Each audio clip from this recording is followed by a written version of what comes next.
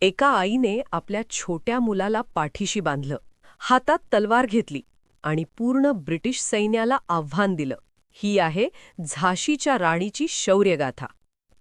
झाशीच्या किल्ल्यावर संध्याकाळची लालसर किरणं पडली होती.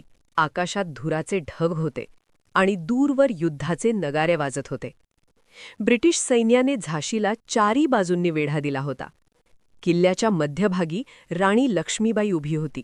डोळ्यात ज्वाला, हातात चमकणारी तलवार आणि चेहऱ्यावर निर्धार.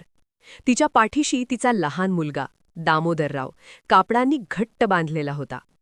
राणीने आपल्या सैनिकांकडे पाहत जोरात सांगितलं, "मी माझी झाशी कधीही देणार नाही."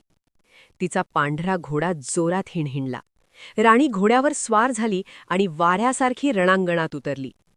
तलवारीच्या एका फटक्यात तिने शत्रूंची रांग मोडली.